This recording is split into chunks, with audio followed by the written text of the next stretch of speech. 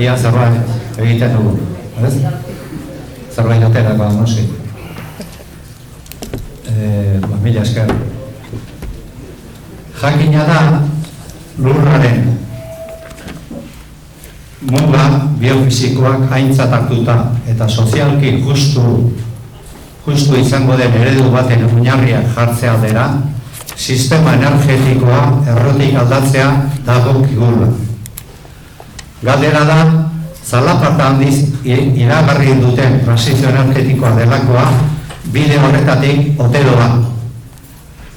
Halaber, energia berriztagarrian proiektu handien auzia eta gigantismo industrialak ezaugarritatutako soluzio buruz dauden jarrera ezberdinen arrazoiak ezagutu eta eztabaida argigarri bati aukera eman nahi diogu. Une erabakigarri batean gaude eta eztabaida bultzatu behar da gure ustez. Hau da gaurko hitzaldiaren helburua. Eztabaida sustatzea, transizio energetiko eztabaida honetan aukerak eta arriskuak ikustea eta aldugun neurrian bideratzea guztiago. Ekologistak martxan aritzalde eguzki eta satorralaia taldeak antolatutako mahai inguru hontara bitz hitzlari gonbidatu ditugu. Mikel Otero eta Itziber Sarobe, bitz bakoitza buruz. Aitziber biologian doktore da, mugimendu ekologistekin eta naturaren konservazioarekin konprometutakoa. 2011az geroztik Mondragon Unibertsitateko Unitate eta Hezkuntza Zientzien Fakultatean aritu izan da. Eta Mikel Otero, Bilduko legebiltzarkidea 2016 urtetik eta transizio ekologikorako arduraduna da. Laister legebiltzarkide hori aurki hori utziko du, ezta? Eta Arabako diputatu bezala Madrilera dikoala uste dut. Legebiltzarkide izateaz gain, suhtzaile eta frakinaren aurkako momentuaren kide ere bada. Hasingo gera, kaprak hartuko du hitza 20 minutuz, beste 20 minutu izango ditu gaia azaltzeko Aitziberrek, eta gero berriz jarraipena emateko azalpenei eta beren artean pixkat hitz egiteko, 10 minutu izango ditu berriz bakoitzak. Jarraian izango dugu tartea galderentzako, pentsatzen dugun, eta hor bai eskatuko dugu, badakigu ikuspuntu desberdina daude, eta eskatuko dugu behar den bezala, eta beste espero den bezala, errespetuz hitz egitea, benetan eskertzekoa da, seguraski ikuspuntu desberdina dauzkaten bi pertsona eta gaian hain sartua daudenak, elkarrekin ahitzekoa hemen, jendaurrean, beraz gure eskerrak. Eta eskerrik asko hau antolatzeagatik eta ikusten ganez, arrakastagatik interesa da, aretoa bete dugu, osik gaia pilpilean dagoenaren sinale.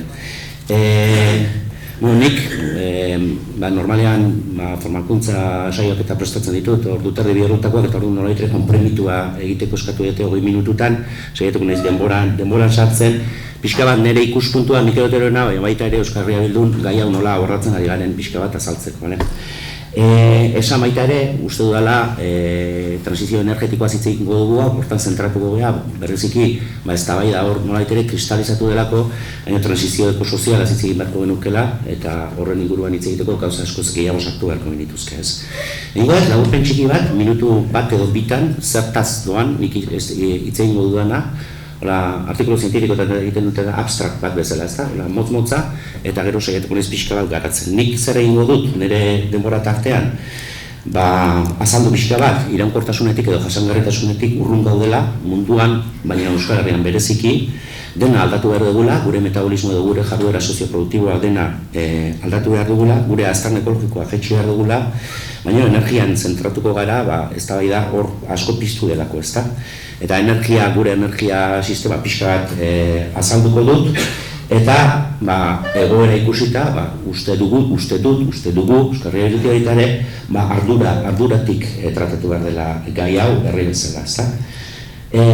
Gero zenbaki batzuk erakutsiko ditut, zenbakitan gabiltza, eta kasu praktikoa, debagoienakoa jarriko dizuet, energia berriztagarriekin, zer dago, zer lortu daitekeen, eta nire ondorioa, edo ondorioztatuko dudana, da, eskala handiko berriztagarriak beharrezkoak diren azpiegitura sozial batzuk direla. Eta beraz, eta horregatik, eztabaida ez dela, edo ez genukela zentratu behar horren beste azpiegitura handiak bai edo ez jarri, baizik nola jarri beharko genuke, edo zer atera nahiko genioken transizio energetiko prozesu honi, eta deliberazioa behar dugula guzti hau behar den bezala tratatzeko.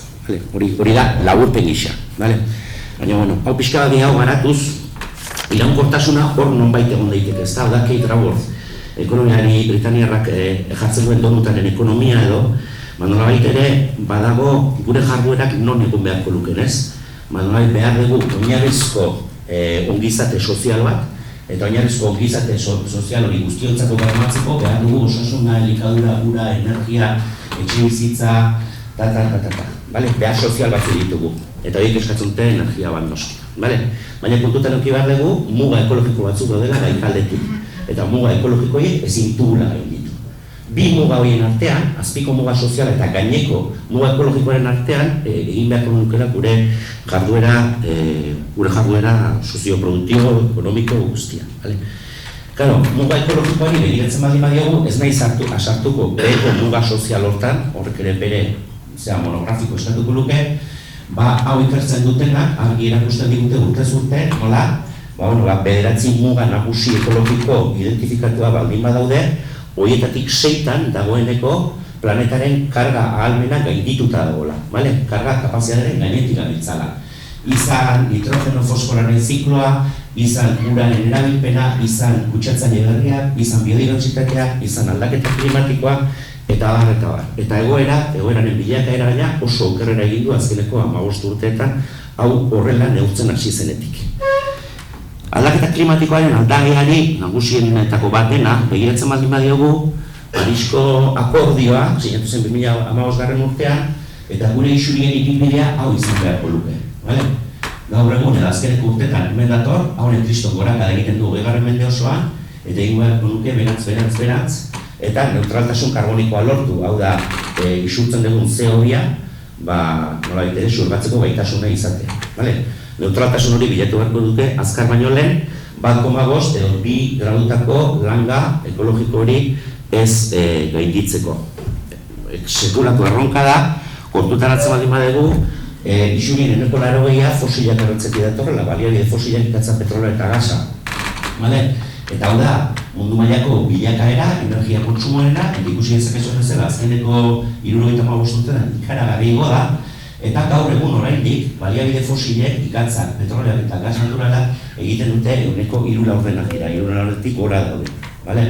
Eta gero egiten ari gara, biomasaz, eta gero hidroelektrikoa, nuklearra, berriztagarri modernoak, hau da guztia, fotovoltaikoa, eolikoa eta bar. Beraz, gakoa, izango ditzake, aldaketa klimatikoaren fundamendia ekiditeko baliabide fosilak ekuazio energetikotik ateratzea. Eta erronka sekulakoa. Etxera begiratzen baldin badugu, gure egoera edo gure iraunkortasun adierazleak leku askotan bilatu genitzake, ezta? Nik bat jarriko dut, eta aipatu besterik ez dut egingo, eta da gure aztarna ekologikoa, bale?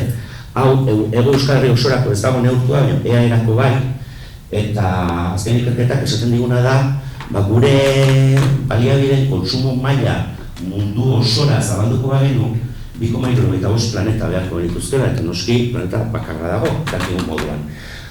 Nola egiten dugu hau? 2,75 jan bat dugunean, bi desoreken bitartez ez, iparrego arrakala alde batetik, eta bestea da belaunaldien arteko arrakala, orain jaten ari gara, datorren belaunaldiei dagozkien baliabideak. Oso azkar, no?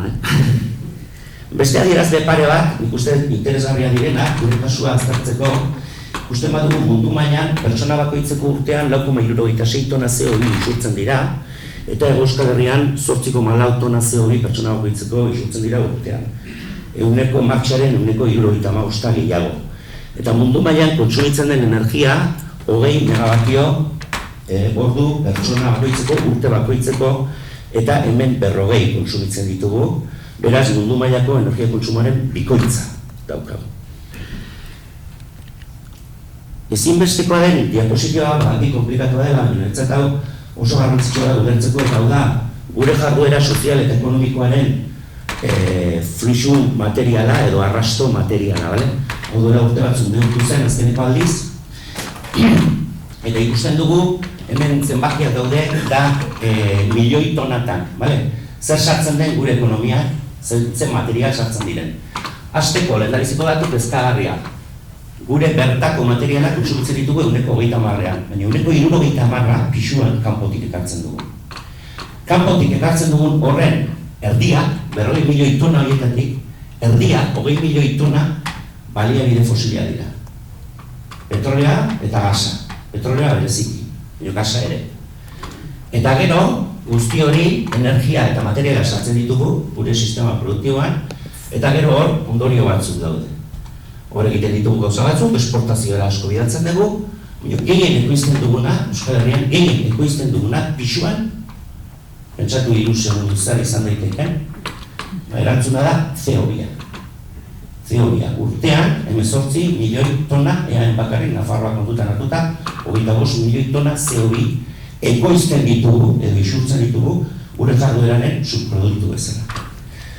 Hau da, edo honi eman beharko genioke buelta, isuri hauek jeisteko, baliabide fosil horietatik datozen isuri horiek jeisteko. Energian sartuta, uste dut, askotan joera bat egon dela, gaia simplifikatzeko, eta transizio energetikoa ulertu dugu, etxean gure energia berriztagarri izatea. Baina jarduera sozial eta ekonomikoa gure etxean kontsumitzen dena, baina asko zer gehiago da.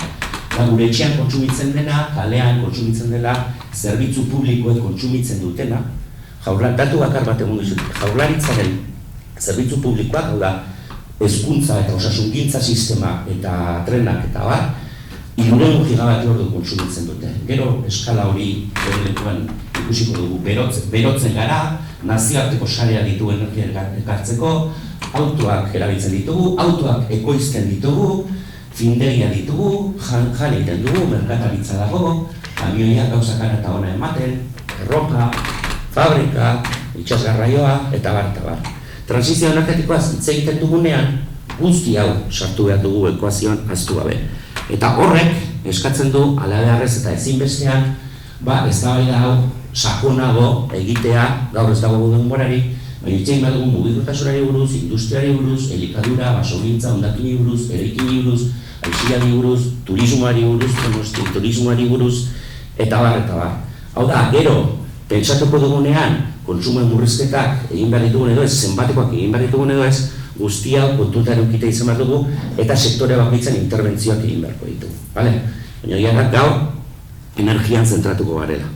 Energiari begiratzen baldin badiogu, hemen badago ratio bat, ezta? Eta da, ego Euskal Herrian, zer da berriztagarria eta zer da ez berriztagarria kontsumitzen dugunaren artean. Zenbaki hori da, 96 ez da berriztagarria, oraindik orain, eta 14 da berriztagarria.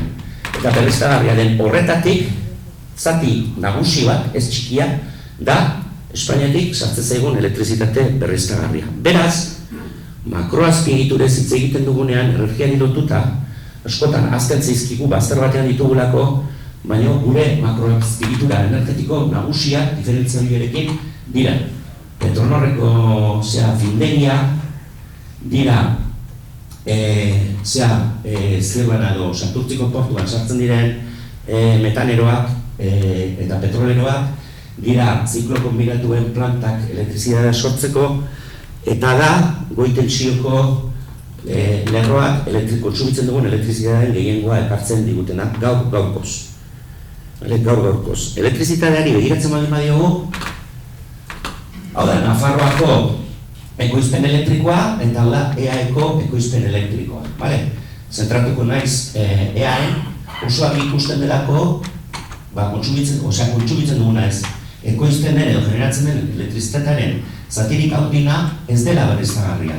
€75 hiru laurdenak gasakin egiten dira, ziklo kombinatuetan eta kogenerazioetan, €15 zaborra inzenerazioekin egiten da, eta €10-11aren bueltan egiten da energia berriztagarriekin. Nafarroan berriztagarriekin desente gehiago egiten da, eolikoak. Eolikoak daudelako, baina ere gasak badu bere papera. Beraz, non eta nola sortzen dugun elektrizitatea, hausnartu behar dugu gaur zer egiten ari garen, bihar zer egingo duguna erabakitzeko. Izan fotovoltaiko jarri teilatuetan, izan fotovoltaiko jarri landasoroetan, izan eolikoa jarri, izan zaborra erretzen jarraitu, edo gasa ziklo kombinatuetan erretzen jarraitu. Kontua da, sekulako aldea dagoela, termino klimatikoetan, CO2 isurietan, sekulako aldea dago zer eta nola ekoizten dugun elektrizitatea. Eta hau, ja, aspaldi aztertua dago, eta hau da, zenbat CO2 isurtzen dan, bere bizitza ziklo osoan teknologia bakoitzarekin. Gaur egun esan dut, 3 laurdenak eaen gasa errez egiten dugula. Gasak megabati ordu bat sortzeko isurtzen dira 500 kilo CO2 atmosferara. Aldiz, egiten baduzu beste kulturaren beste puntan, eolikarekin berdina sortzeko 11 kilo CO2 isurtzen dira. Hau da, 54 aldiz CO2 gehiago isurtzen ari gara gaur egun ziklo kombinatuekin elektrizitatea sortzen dugunean eolikarekin konparatuta. Baina ez da hori bakarrik kontua, ze gauza bada guk nola sortzen dugun elektrizitatea, beste bada nola kontsumitzen dugun. Ze balantze elektrikoa begiratzen bali badugu Euskal Herrian, ikusten dugu kontsumitzen den elektrizitatearen 40% kanpotik etortzen dela. Eta Araba, Bizkaia eta Gipuzkoako elektrizitatearen kontsumoan ikusten bali badugu, ikusten dugu 67% da biegen kanpotik ekartzen ari garela gaurkoz. Hau da, 2023 azken datu ofiziala 2023koak, 2024koak oraindik ez dira atera. Hori pixka bat kontutan hartuta duela bi urte, etxeidutik estrategia energetikoak proposatu genuen. Orain errebisatuko duguna kongresu prozesuan daude, eta berriro eztabaida irekiko dugu, egon ezin bat ere badagoelako gaiaren. Zer esaten genuen orduan? Lortu behar dugula ehuneko sistema energetiko berriztagarri bat, Euskal Herrirako, printzipio batekin egin behar dugula, eta da autosufizientzia konektatuaren printzipioarekin. Zer da autosufizientzia konektatua? Da ahalik eta gehien, ahalik eta gertuen. Ze transizio energetikoak mundu guztiak egin behar du, kanpoan ere egin behar dute, eta ezin diogu eman besteei gure transizioa egiteko lana. Guk gure gain hartu behar dugu, ahal den neurrian, transizio energetikoa guk egitea. Eta hor, helburu eta asatu batzuk jartzen genituen, 2025 urterako. Neutraltasun karbonikoa lortu, kontsumoa 40% jaitsi, eta autosufizientzia maila 75%etara igo. Eta horretarako ondorio izatzen genuen, teknologia eta eskala guztiak jorratu behar genituela Euskal Herria. Gero hau,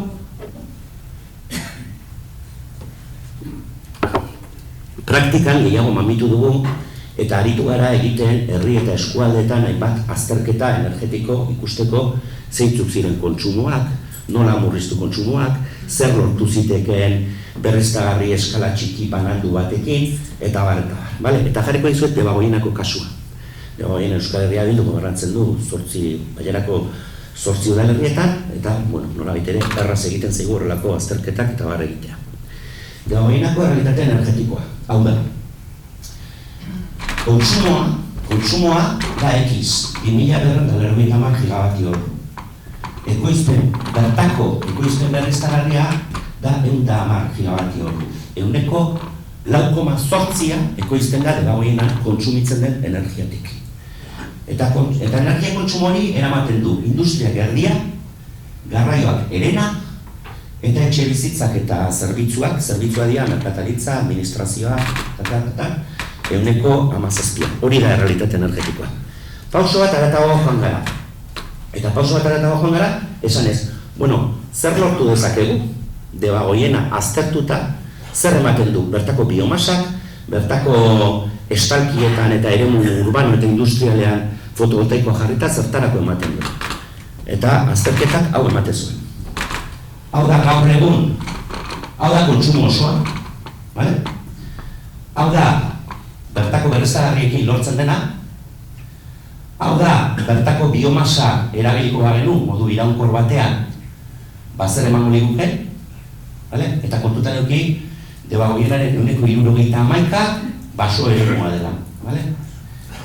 Eta gero fotovoltaikoa banandoa jarrita, hau da plaka teilatuan, fabrika estalkietan eta horrelako lekuetan, beste 110 bat edo ematen digu. Hori dena eginda, gelditzen zaigu hutsune bat. 175ko hutsune bat gelditzen zaigu. Eta galdera da, zer egin? Galdera da, zer egin? Kontuta izan da, kontsumo hauek ona etortzen direla. Vale?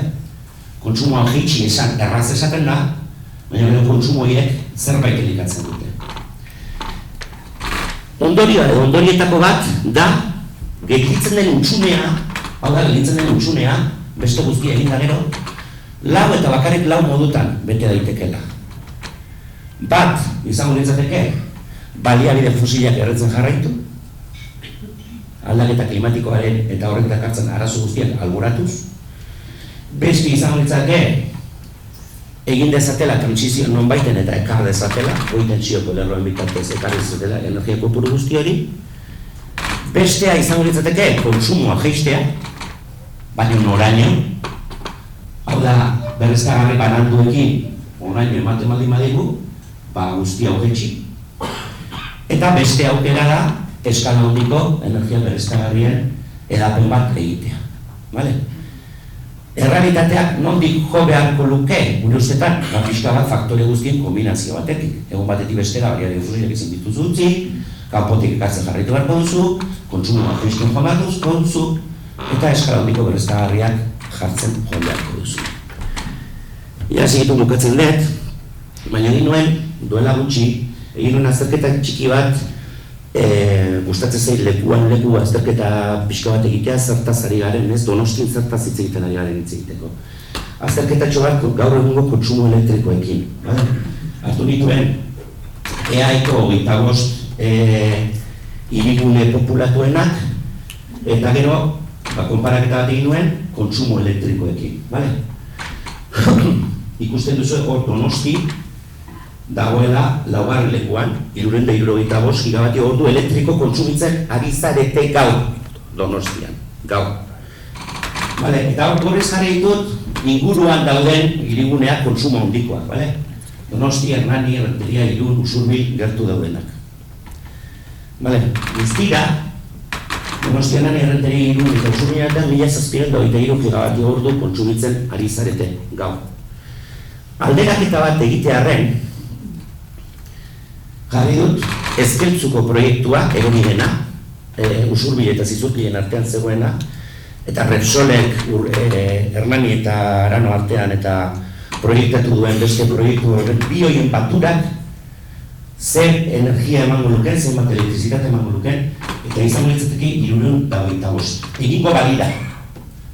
325 1723ko inguruko kontsumoarekin. Hor herri askoz gehiago daude, esartu ez ditudanak, baina kontsumo nagusiekin. Nik ez dut, ez ezkeltzu, ez Repsolek proiektatzen duen zentral horren alde egin. Nik ez daukat nahi konkreturik, proiektu konkretu bat egiteko, eta horri buruz hitz egingo dut. Zegero proiektuak nire ustez kasuan aztertu behar dira, bakoitzak dituen ez daugarriak. Baina pixka bat, eskalaz hitz egiten dugunean, nire ustez, oraintxe bertan, makro proiektuak bezala izendatzen ditugu gauza batzuk, baina hemen makro dena momentuz kontsumoa da. Eta diferentzia handiarekin. Makro dena, makro da gure kontsumoa. Gero eskala egiten dugunean, zer ekoitzi berren eta zeinez, nik uste dut horrek garrantzia duela. Bai, bukatzen egin naiz, azkeneko diapositiba da. Orduan, hau ikusita, gutxi gora bera, esateko nuena pixka bat hau da, Niretzako kontua gehiago da, zer eskatu nahi diogun edapen berriztagarriari, batez ere eskala handiko edapen berriztagarriari, eta non zentratu beharko genituzken gure indarrak. Hau da, ez egin behar den edo azpiegitura beharrezkoak edo ez beharrezkoak diren, nik beharrezkotzat jortzen ditut. Baizik eta zer atera beharko genioken, zer burrukatu beharko genuken politikoki. Eta nik uste dut, burrukatu garrena ez dela dena gelditzea. Ze konsumoak mantentzen ditugu, beraz, dena gelditzeak suposatzen du betikotzea gaur egun daukagun sistema arriskutsua. Baliabide fosiletan hainbeste oinarritzen dena. Eskematikoki edo telegrama baten moduan balitz, zer lortu beharko genuke? Proiektuak daudenean mahai gainean. Bikaitasuna izapidetzerakoan, hau da gauza ondo egin daitezela, eta kasu guztietan ez dire egiten. Hasieratik egitasmoaz informatzea udalak eta herritarrak, prestutasunak izatea promozionatzen duena herritarren ekarpena jasotzeko, deliberazioak edo hausnarketa prozesuak hasi herritarrekin batera, izan dute bertako, hau da, inguruko herrietako beharrei lotutako azpiegiturak, eta ikusi dugu beharrak badaudela. Inguruko kontsumitzaileei eskainia izan beharko luke zuzenean eta prezio justuan, izan herritar, izan administrazio, izan inguruko enpresei, jabego partekatua eskaini beharko lukete, hau da, aukera izatea sektore publikotik eta sektore herritarretatik azpiegitura horien jabetzan sartzea, eta gero konpentsazio eta garapen sozioekonomikorako neurri argiak sustatzailearen partetik. Eta bukatzeko, purita txiki bat, zimazek garratera ditutenak denborarekin etorri nahi zetetik, fijatu zareten ia gauez zan etorri zaretenean. Hau da gaur ikusi dugun atea, bai? Hemen sarrerak, gendon. Eta hor, barruan, dago ikur bat, jartzen du aterpe klimatikoa, antza aterpe klimatiko batean gaude. Bai? Baina kuriosoa da, aztikan, zoom pixka bat egiten badugu eta urrutiratzen badara, ikusten dugu okendo bera, hemen dagoela, aterpe klimatikoaren zera, eta aldamenean, ia horkabean, gasolindegia daukagu. Sekulako makro azpiegitura energetikoa aldaketa klimatikoaren isurien eragile dena. Beraz, nik uste dut, fokoa non jartzen dugun larrialdi klimatiko eta ekologiko garai hauetan oso garrantzitsua dela, eta uste dut leku askotara begiratu beharko dutela. Eta niregatik momentuz, honaino. Bai, halatzen dut.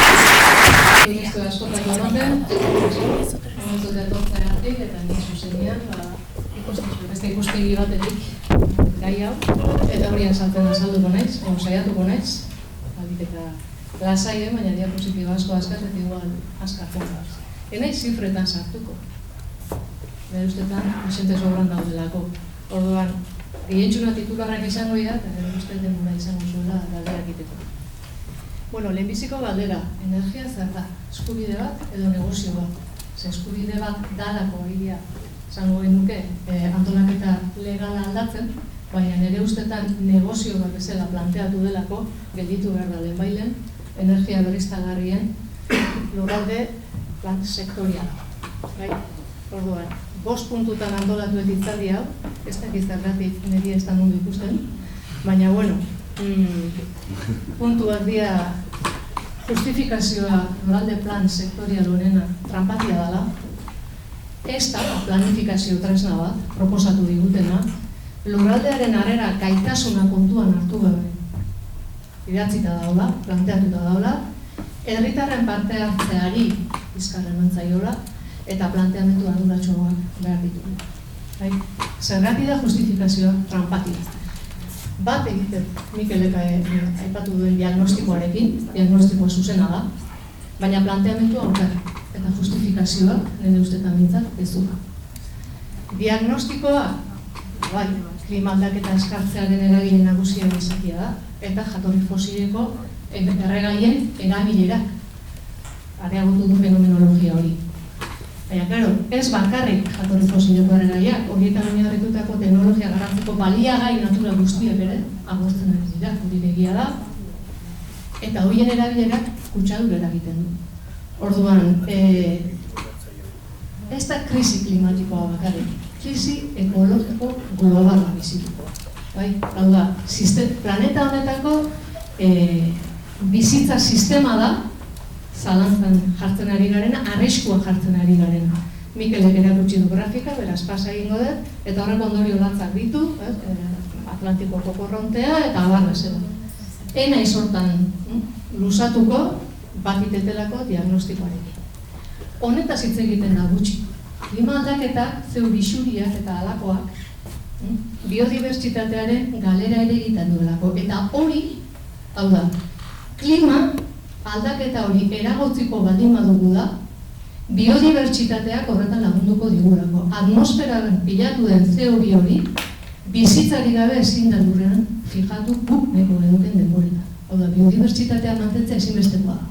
Planteatze baldin badugu klima aldaketaren kontrako politikak edo beure planteamenduak biodibertsitatearen kaltetan, arazo areagotu besterik ez dugu. Hau, gertuagoko eskaletara ekarrita, egia da, Euskal Herri osoan ez daukagu jatorri fosileko baliabiderik eta teknologia digital ekoizteko beharrezkoako diren gainerako mineralak ere kanpotik ekartzen ditu. Baina, kapitalismoan oinarritutako sistema produktibo batean bizi gara. Nola? Kanpotik ekartzen ditugun eta globalizazioaren bitartez eskuratzen ditugun baliagai horien bitartez teknologia ekoiztu. Eta bai, ordainetan sekulako ekologikoa eragiten dugu Amerikan joko herrialdeetan. Horraino ados, diagnostikoa partekatzen dugu. Baina zein da egite zaigun planteamendu egoera honen aurrean? Energia ekoizpena ahalik eta gehien emendatzea. Nola? Energia ekoizpen eta kontsumorako teknologia enpresa garatzen dutena garatuz. Non enpresentzat errentagarria zaien lekuetan eskala mundialari baldin bagara, hori da landa eremua. Nola diru publikoa bideratuz, beraiek esaten duten bezala, kapitala erakarriz. Eta horretarako ze oztopo da, zailena edo gainditu beharrekoa, lurraldearen planifikazioa, lege markoa, naturaren babesekoa, horretara eraldatzea, horretara jartzea, eraldatzea. Orduan, diru funtsak, generation hori izan da, hau guztia garatzeko aukera eskaini duena. Eta legea, Tapia legeak erakutsi zigun, nola ulertu. Proiektu hauek izendatzen baldin baditugu interes orokorrekoak, gailenduko ditugu lehendik ezarrita daukagun lege markoari. Hemen gertatu zitzaiguna gure eskala txikian, Europatik oso ondo diseinatu dute, beraiek jarritako lege markoari. Logika bera. Eta orduan, zer da daukaguna? Justifikatzen zaigula energia berriztagarrien lurralde plan sektorial bat, esanez, klima aldaketari aurre egiteko planteamendu badala. Baina, klaro, CO2 isuriak ez dira murrizten ari, Planeta mailan, gero eta handiagoak dira, eta orain hor estatu batuetan jarri zizkigun horiekin egon bizka. Subirautza energetirako planteamendu eta hortatzen zatezitzegun, Ukrainiako gerrak eta bar, eta zaildu egindu eta auta beste, bai.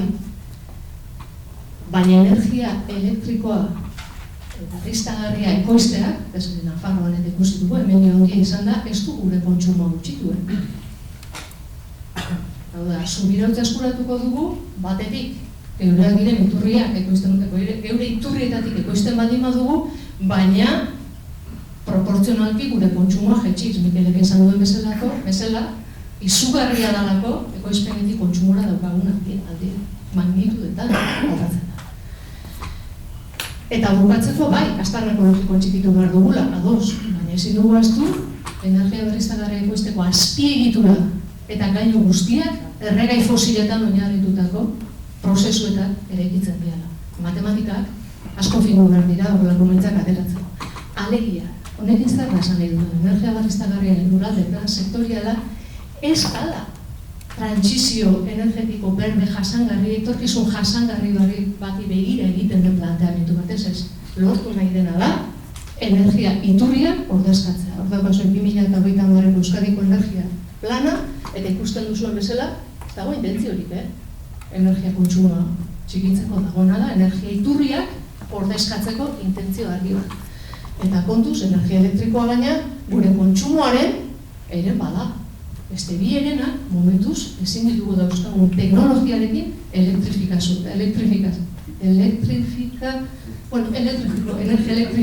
elektrikoaren bidez baliatu. Besteak beste, garraioa, sekulako arazoa.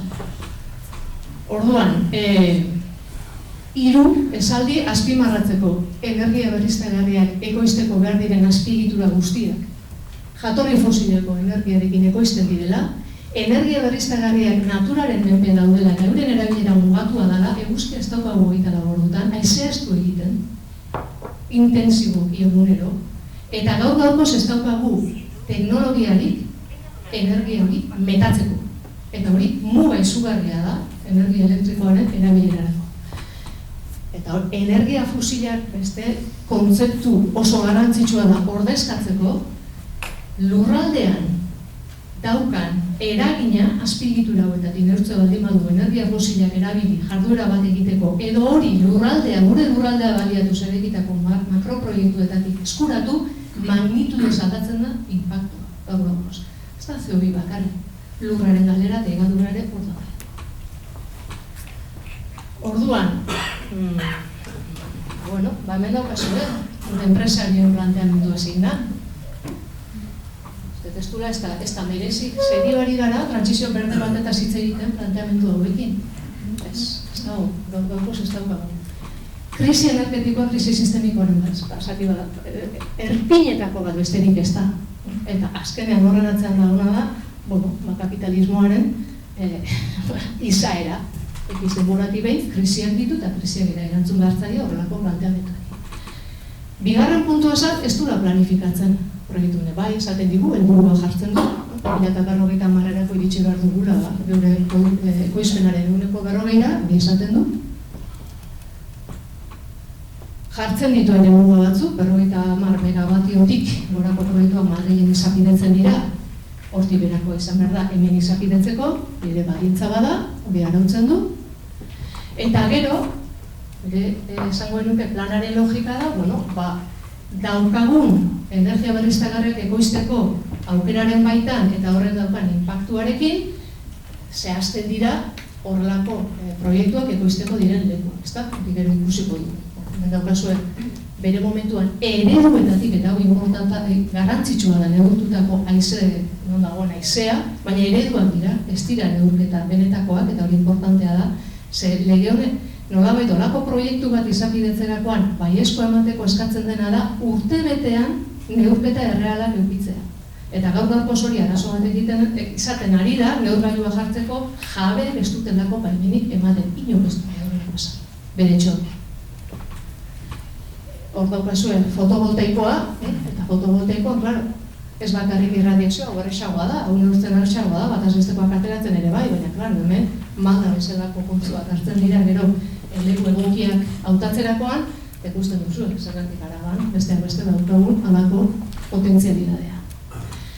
Zer hartu behar da kontutan gero? Gure legedia, natur kontserbazioaren babeserakoa, hor jasotzen dutenez, biodibertsitatearen zaintzako, hori da nahi datzita da, hori kontuan hartu behar dela, nekazaritza eta baso zaintzako lurralde plan sektorialak ere hartu behar direla, paisaiaren integritatea ere bai, besteak beste nortasuna hori guztia jasotzen du, eta gero, zehazten ditu zeintzuk diren aukeratutako kokapen eremuak, zonas de localización seleccionada, claro. Eta badazpada esaten du, horiek eta, haizu, ondo justifikatzen baldin bada besteak ere bai. Gera jartzen du. Bai. Baina zein da kontua? Makroproiektu horiek egiteko planteatzen zegoen teknologia dela, eskura daukagun handiena. Hori da, Loiolako basilikaren erreplika bat. 210 metroko haizerrotetaz ari gara itzelik. Dimensio horietako azpiegituretaz gurea bezalako lurralde batean. Eta ze logikarekin, autosufizientzia, ez dago autosufizientziaren intentziori, azpiegitura dira, energia garraiatzekoa. Mazik garroien danak ez daude pentsatuta guk energia hori gure lurraldea kontsumitzeko daude pentsatuta, ahalik eta energia gehien behar duenari emateko, eta Espainiako presidenteari izan diote, Iberiar Penintsula oso egokia dela, halako energia ekoitzi eta Europara bidaltzen.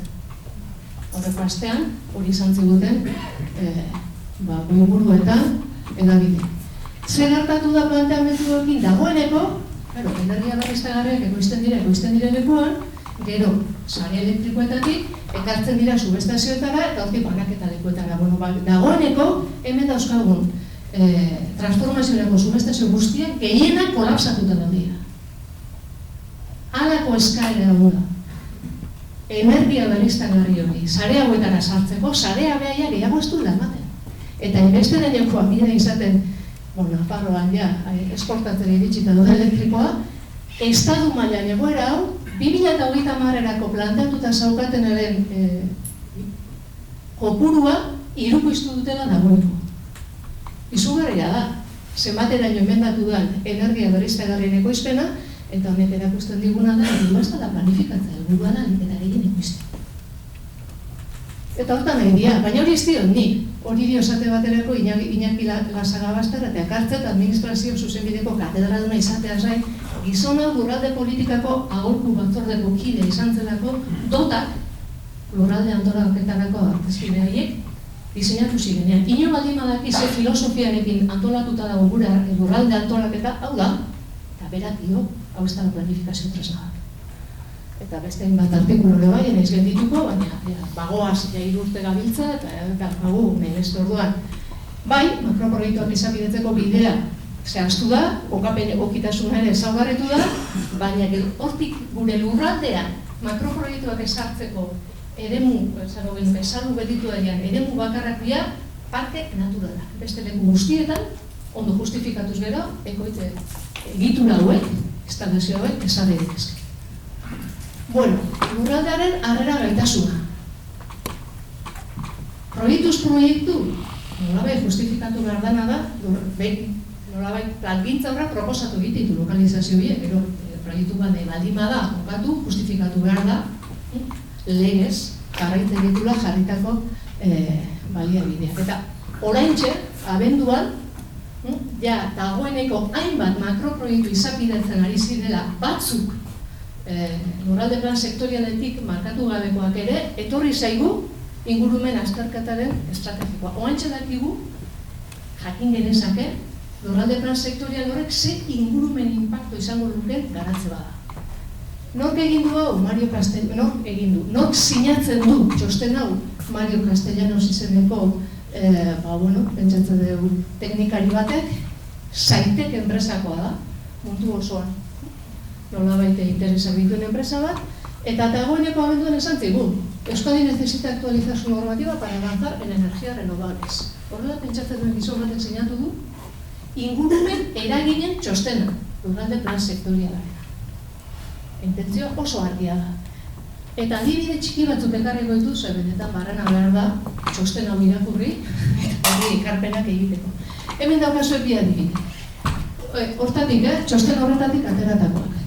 Hauek dira bi LPS, aukeratutako gune, eta hauek dira Gipuzkoan, hegaztientzat, legeak, hegaztien profagoen legeak, proiektuak, planak, nolabait, markatzen dituen bi eremu. Ikusten duzu, gain jarrita daude.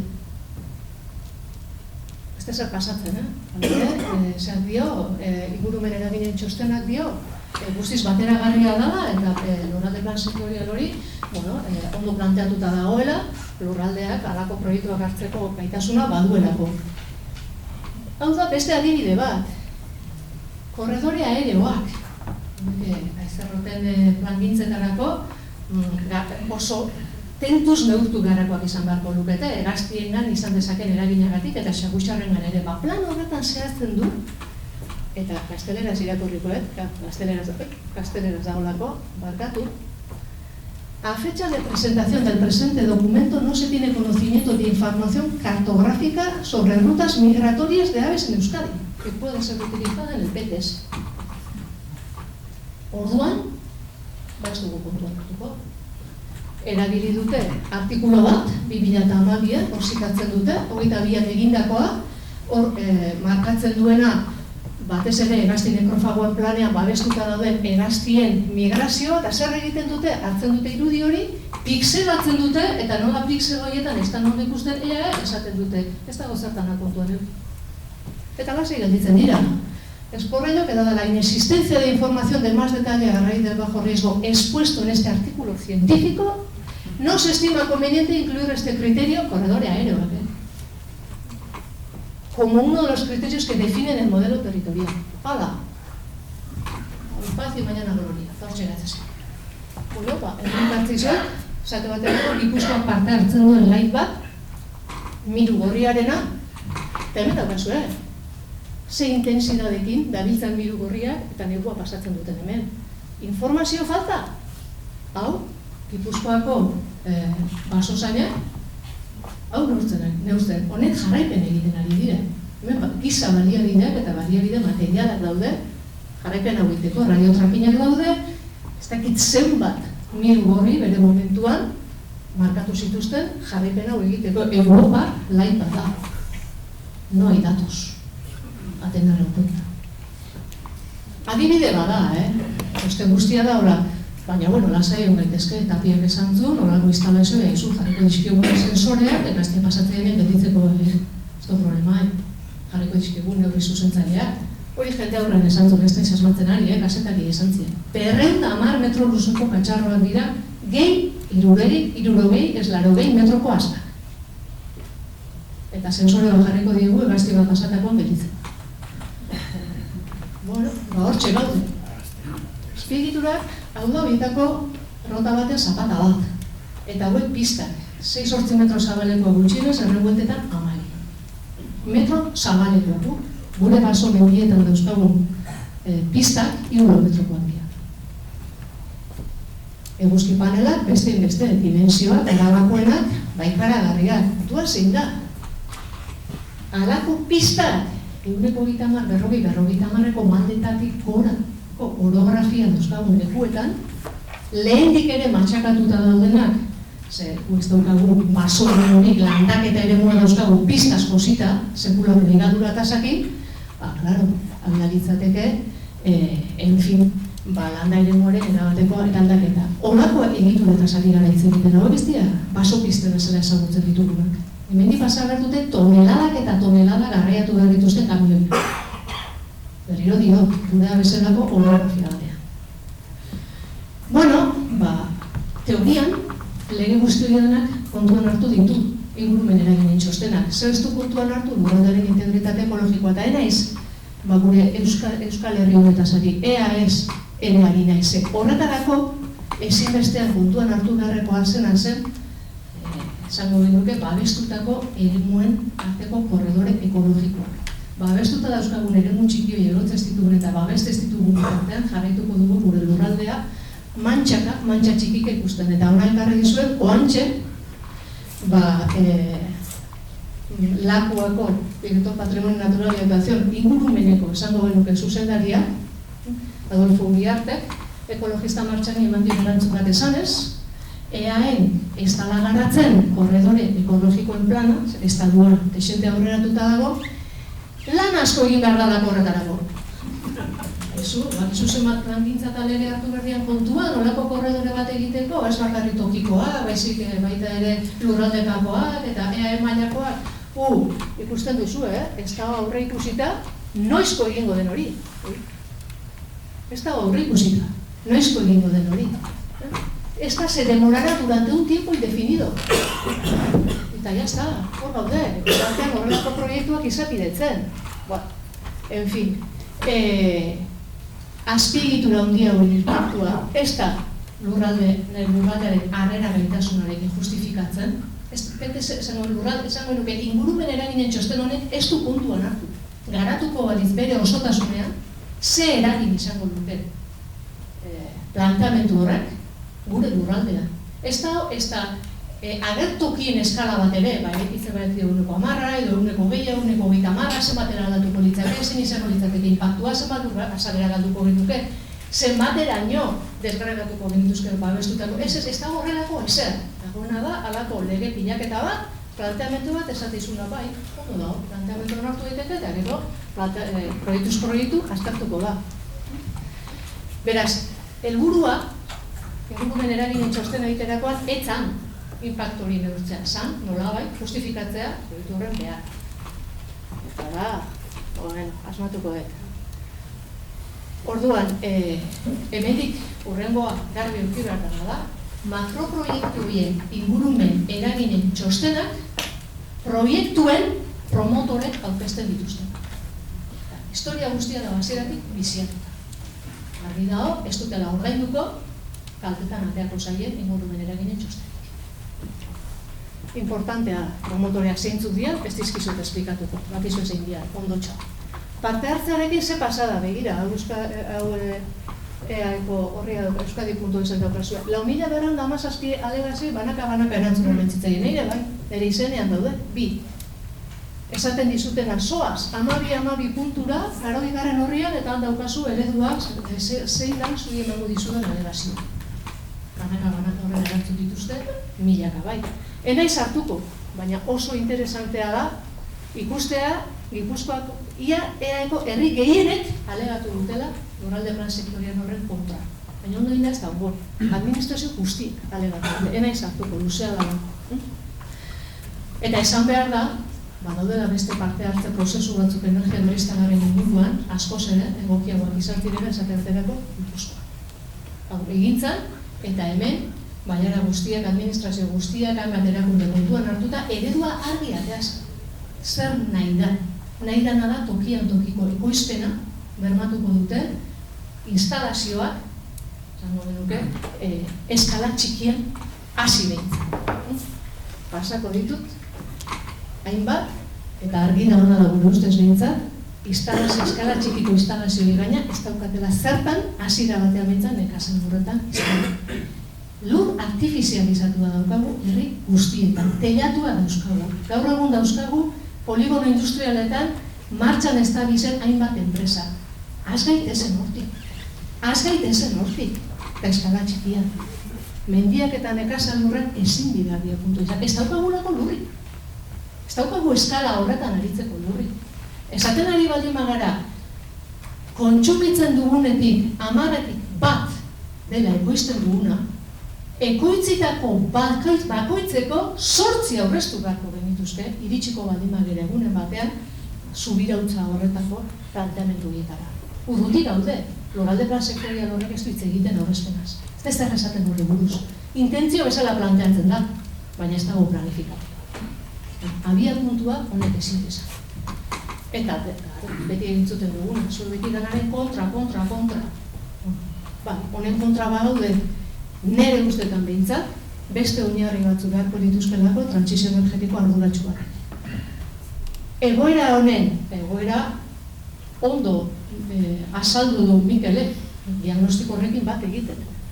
Era bat gainean, baina hori erantzuteko energia berriztagarrien ekoizpena, energiaren aurrezpenak baldintzatu behar. Ezinbestean. Ez genuke hasi behar ekoizten jakin gabe zenbat aurreztuko. Ezin dugulako lurraldea, modu horretara, hipotekatu. Eta ez guretzat, ez dalako guia. Alare, lurraldearen, eta alare, aurrezpen hori eukita gaina, harrera gaitasunaren baitan izan beharko litzateke. Eta hor kontuan euki behar duguna da, azalera txikia daukagun populazioarentzat. Europako populazio dentsitatea handieneko lurraldea gara. Eta dagoeneko baiarak, errekandoak, suntsituta dauzkagu. Guzibestik ez da azteruta jendean lokutan korreka, eta gio baina iesean, lekua behar dugu arna sartzeko. Eta hori landarenua da. Efizientzia, ekoizpen garraio eta banaketa sistema osoa bilatu beharko litzan. Eta horrek ezinbestez eskatzen duena da dezentralizazioa. Bai ala bai, batetik, ja dagoeneko saturatu dugulako, sare hori, saturatu dutela, espekulazioaren mugan daude, hori izaten ari dira, bintzatu bertzen dutenaz. Baina dezentralizatu ezean, ezingo ditugulako tokian tokiko beharrei erantzuteko proiektuak gainera segin. Ez behintzat, eskala oso txiki, oso txikiko eskalatik aratago. Eta hori arazo tekniko potentea da, oso potoloa. beste ideia bat, eta horrekin bat itekin, transizio industriala planteatu behar da, transizio energetikoarekin batera. Guk ezin dugu industrializazio mailarik gabe, maila bat gabe behintzat populazioa mantendu. Beharko dugu. Baina, klaro, eraldatu beharkoa da. Guztiz, metabolismoa hitz egiten zuen, argi da, baina ez bakarrik energiarenatik, materialenatik ere da. Desintentsifikatu beharra daukagu, geure industria. Bai, bai. Materialetan eta energian kontsumo askoz txikiagokoa bihurtzez bada, honek ez daukatela biderik. Eta bai, azkar egin beharko genukena eta posible dena da, garraio sistema kolektibizatzea. Hori egin daiteke, garraio sistema kolektiko eta elektriko bat behar dugu, azkar baino lehen, eta hori egin daiteke. Hori ere ez daukagu. Batek esatezun, batek aurreko batean entzuten diona ez, mugi pazientzia gadu barik. Hortxe gaudelako, hortxe gaudela. Azkenean behar duguna da, eta bukatzen, kontsumo materialak baldintzatuko ditu kultura berri bat. Hau da, nik uste oinarri hauen gainean eraiki behar dela, hori delako aztarna ekologikoak gutxitzeko bide bakarra, lurralde plan sektorial, edo lurralde LPS berri bat. Eta besteik ez, esateko daukadana esan didatelako da, garrantzitsua delako, hilonen 25, oker espaldimanago, hemen aurkeztuko dela Vidas Renovables dokumentala, zinez gomendatzi zuet ikusteko, energia berriztagarrien planteamendu honek, ze dimentsiotan okupatzen duen lurraldea ze maitzekin. Ikustekoa da. Oraindik ez daukagu, halako despliegerik, baina Iberiar Penintsula, batzuk akaso pasien artikluko zareten, inaizen beste juten, ikusgarria da hartzen ari den, hartu duen, dimentsioa dagoeneko eta dagoen, egiten den.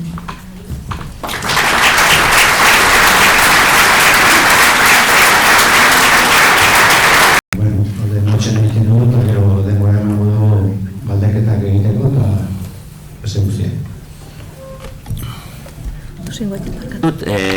Aitziberretan ere arteko uste dut 3. maingurua dela, edo 3 aldiz edo ja topatu gara, eta ikusten duzu erain pixka bat konfiantzakin edo gauza batzuk esaten dizkiotela, ez larritu, ze aurretik ere haundik esan da gaude elkarri, esan tentsioa ez dadila gehiagigo, baina bueno, ikuspuntuak nahiko desberdina direnez, ba, kontu ez da. Suposatzen da orain 10 minutu ditu dela, pixka bat, Aitziberrek esandako komentatzeko eta gero bera berroin eta gero zuek hitz egiten dezue, bale? Eta, ez dakite, baina, hasi zea esaten, azteko, zifratan etzeala sartu, baina gero egia da, zifrak eman dituzula, eta esango nuke, eman dituzun zifra desente ez daudela ondo. Eta honein pixka bat, saiatuko naiz pixka bat hori komentatzen. Esatetzen du baita ere, kontutan eki barra da krisi ekologiko orokortu batian gaudela, eta ez da bakarrik klima larrialdia, kontuan naiz eta larri izan, baizik adibidez biodibertsitatearen inguruko krisi batean gaudela, eta egia da. Baina ikusten badugu IPBES organismoa edo da IPCC edo aldaketa klimatikoen aurkako panel internazionala edo zientzialariena dago beste bat biodibertsitatearen ingurua IPBES hitz deitzen dena, eta baita ere egiten dituztenak azterketak, ez?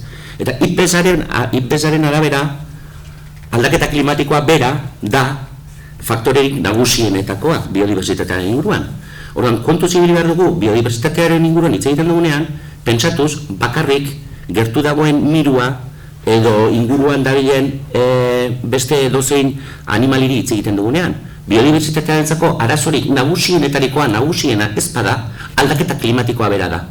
Beraz, CO2 isurtzea ezinbestekoa da eta azkar isurtzea ezinbestekoa da. Eta zentzu hortan, nik uste IPCCek aldaketa klimatikoaren nazioarteko panelak oso argi esan duela, hartu beharreko neurrien artean, zenbat kostatzen duten eta klimatikoki ze onura ematen duten hartzen badin badituzu, 2 neurri nagusienak dira, fotovoltaikoa jarri eta eolikoa jarri. Horiek dira, nagusienak. Eta uste dut, IPCCa dela gaur egun nazioarte mailan ekimen zientifiko bateratu nagusiena. Beraz, hori ere oso kontutan eki beharko genuke. Gero, esan dezu, non jartzen dira, enpresen nahi duen lekuan, esaten dut, bueno, promotoreak bilatuko du lekurik onena, esan dut, ez dakit, zuek dako hemen, amain beste jendean artean, egon gara norbait negozioa daukadera, okindegi bat edo, esan dut, non bilatzen duzu jartzea, handia, ogia erosteko pasatzeko moduko leku batian, ez dagoen leku batian, horregatik ere, fotovoltaiko eta eolikoa jartzera joaten denak, bilatzen du lekurik onena. Beste gauza da, ea bateragarria den, hori ingurumen balioekin, balio sozialekin, balio kulturalekin, eta bar, hori neurtu beharko da. Baina errentagarritasuna bilatzea, efizientzia bilatzea da. Zuk zure etxeko teilatuan jarri badituzu, ez? Teilatu gola bali maduzu, eta honek egoaldera ematen badu, eta honek iparraldera, zu plakak egoaldera jarriko dituzu, errentagarriagoa direlako, logika. Gero beste gauza bada, enpresak logika enpresariala dutela, eta hortako gaude besteok, jendea eta administrazioak orden bat jartzeko. Esan dezu, Next Generation funtsa gastatzeko leku bat direla, ez da egia. Omalek, elarekin batera, azterketa bat egin zuen, Next Generation funtsa zertarako erabiliko ditzen, egin berri dute, azterketa txostena. Eaen, ez dago proiektu fotovoltaiko edo eoliko konbentzional bakar bat ere, Next Generation funtsa jaso dituenik. Next Generation funtsak, Euskadin, banatu dira partikularrentzat eta enpresetan, teilatuetan eta estalkietan fotovoltaikoa jartzeko. Eta Nafarroan, badago proiektu bakarra, 200-etatik bat, subentzio txiki bat jaso duena, hibridazio bat egiten duelako. Hau da, berrikuntza teknologiko bezala saldu dutelako. Beraz, eolika eta fotovoltaiko konbentzionalik ez dago Next Generation funtsetatik subentzionatuta. Eta hori da, esan eta esan egiten den gauza bat kontra edo dauden lekuetatik edo mugimenduetatik. Eta simplemente ez da egia. Tapia legearen eragina. Ez da egia hori ere. Energia berriztagarriak eskala handien jartzeak esprospiazio bat suposatu dezake hori egia da. Baina ez Tapia legearen gatik, ez gaitezen konfunditu eta ez dezagun jendea konfunditu. Sorkuntza elektrikoa estatuko eskumen esklusibo bat da. Articulada 149.1.25 de la Constitución. La política energética y minera es competencia exclusiva del Estado. Eta sektor elektrikoaren legeak esaten du, sorkuntza elektrikoa interes orokorreko jarduera bat dela. Interes orokorreko jarduera den neurrian, utilitate publikoa izan dezake, eta horrek espropiatzeko gaitasuna ematen du. Beraz, Tapia legeak eta bere proiektu interes publiko superior figura horrek ez dauka zerikusirik aparte, promotore publiko izan beharko luke, promotore pribatuentzako ez du balio. Esan dezu ez dela kontsumoa murriztu, ez da egia ere. Kontsumo Euskal Herriko kontsumoaren gailurra ematzen 2008 urtean. Gaur egun, 15% gutxiago kontsumitzen ari gara, eta estatistika publikoak dira. Esan dezu kontsumoaren herena dela elektrikoa. Hori ez da horrela, 24% da. Eta esan dezu, ezin dela elektrifikatu. Ikerketa berri bat atera da, Europako estatu bakoitzaren elektrifikatzeko gaitasunarekin. Estatu espainolentzako errazki 45%tik gorako elektrifikazio gaitasun bat ematen diote. Esan nahi dut, norbait egon daiteke kontra proiektuekiko. Baina eztabaidak, uste dut, barrigore bat ere behar duela. Eta datuak ematen direnean, kontuz ebili behar dugu. Esan dezu, Europako, ez dakit nungo lekuri populatuena gara. Gaindegiren datuen arabera, 154 pertsona kilometro karratu bakoitzeko. Erresuma Batua, Italia, Belgika, Holanda, Alemania, denak gu baino dentsoagoki populatuak daude, Euskal Herria baino. Euskal Herria baino. Eta EAE baino ere badaude. Baina Euskal Herriari buruz hitz egiten ari gara, edo ni behintzat, eta Euskal Herriari buruz hitz egiten ari gara. Beraz, egia da, eta gure populazio dentsitatea muga bat da. Eta inbaldekuetan muga bat da, egia da, jende asko garela. Baina, esan dezagun, gauzak bere tamainan, ez da. Esan dezu esportatzeko, helburua esportatzea dela. Nik datuak ikusten bali dituzu, horretik esan dezu, ez dituzu datuak emango, baina datuak ikusten bali dituzu. Osea, gaur egun, esan dut eta berriz esango dut, bertako ekoizpen elektriko berriztagarria kontsumitzen dugunaren 1,11% da. 1,11% ez, 1,11% sortzen denatik. Kontsumitzen denatik 1,4% edo inguru hortan ibilikoa. Osea, bertako ekoizpen elektriko berriztagarria 1,4% izan da, zu pentsa dezakezu 1, 2, 3, 10 zentral eoliko edo fotovoltaiko eginda esportatzerako bidean joango dela. Daukagun kontsumo beharrakin. Hori ez da horrela. Beste gauza da, Estatu Espainola bere osotasunean hartuta eta 30 urtetan egindako edapen berriztagarri handi batekin planteatu dezakela gero energia joan eta etorri ditekela. Baina hori beste kontu bada, hori ez da Euskal Herriko arazo bat.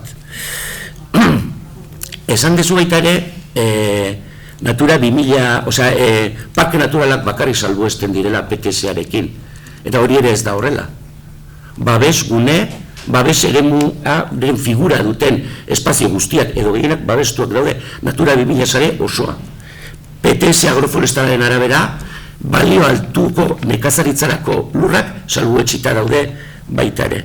Beraz, arrazoiak egon daitezke, baina egin dezakun saiakera bat gauzak diren bezala esateko. Beste kontu bat, esatezen duen ingurumen inpaktuen azterketak promotorek aurkezten dituztela. Hombre, claro, zuk egin behar dezu edo zein proiektu, zuk erakutsi behar dezu zein inpaktu izango duen, eta zerrez, eta horretarako dago gero administrazioa. Ea hori egoki egin den nahikoa izan den eta ondo egin den ikusteko. Eta asko pentsat dezakezue, eta nik ere neurri batean pentsatzen dut, hori administraziotik modu trampati batean egin daitekela. Baina kontuz, ze realitateari begiratzen baldin badiogu, ziklo berri hontan, zentral eoliko berrietan 6 proiektuei etorri zaie ingurumen inpaktuen deklarazioa. Eta 6 bostetan negatiboa etorri zaie. Iturrieta, Arkamu, Kanto Blanco, itxaraz, eta eskeltzu aenaren gatik. Eta onarpena labrazak bakarrik izan du. Beraz, nik ez dut esango behar bezala funtzionatzen duenik, baina ez dezagun pentsa ere, gertatzen ari dena da, hemen nahi duena etortzen da, nahi duen lekuan, eta nahi edozin modutan, egiten ditu gauzak, eta danari pasea ematen zaio. Nik uste hori ez dela gaur egun gertatzen ari dena, aipatu ditudan kasuetatik. Eta gero badago, eztabaida hau eukidegu, eztabaida hau eukidegu behin da berriz, nondik hasi ez, kontsumo murriztetik hasi, esan dezu estalkiak eta badaudela, nik Debagoienako kasuan, eta gero Zumaianen egin dugu, eta inbaldekuetan herrietan eta egiten ari gara. Nik uste dut, modu argian demostratzen ari gara, estalkietan eta abandonatutako lekuetan, industrietan, eta ematen duenarentzako. 10-15 ez da pasatzen, aztertu edo ikertu dugun lekuetatik. Orduan, baldin badakizu izate industrial bat izaten jarraituko duzula, ze bestela populazioa eta ongizate minimo bat ezin dezu jarraitu izaten. Beraz, kontsumo murrizketa gehienez erdira jitsi ezakezula. Baldin badakizu teilatuetan lortutakoak ematen zula 10-15, nondik hasi? Egin beharko duzu ahal den neurrian dana batera. Eta de hecho, nondik hasi horretan, nondik hasi gara oso argi dago. Ze EAen bakarri 200 megabatio fotovoltaiko jarri ditugu Next Generation funtsen eta laguntza publikoekin. Osea, hasi gara hortik. Baina hasieratik baldin badakigu hori ez dela nahikoa, baldin badakizu edo ulertzen baduzu besteari ere eman behar diozula bide, kontua da, eta honekin amaitzen dut, hasieran esan dudan bezala, azpiegitura hauek aztertzen ditugunean, ez da beste azpiegitura batzuk bezala, eta hemen kide batzuk ditut, eta egon gara azpiegitura zehatzen kontra. Litzara notik edo abiador handiko trena, edo hemen metroaren kontra Donostian, eta bar. Hau oso desberdina da, eta hau azpimarratu nahi dut. Nahiz eta batzuk, promotoriak edo interes pribatu edo diru pribatuan logika berdinakin aritu. Hau sozialki desberdina da. Zezuk gaur ez duzu HTA, ez baduzu egiten bihar ez duzu. Egiten baduzu. Baina zu berriztagarriak edatzen dituzu edo ez. Zuk gaur energia kontsumitzen duzu eta bihar energia kontsumituko duzu. Ez. Nola ez ez? Ez gero, izango dugu tartetxo bat, eta hori da uste dudana, erakutsi dudana, horregatik jarri ditut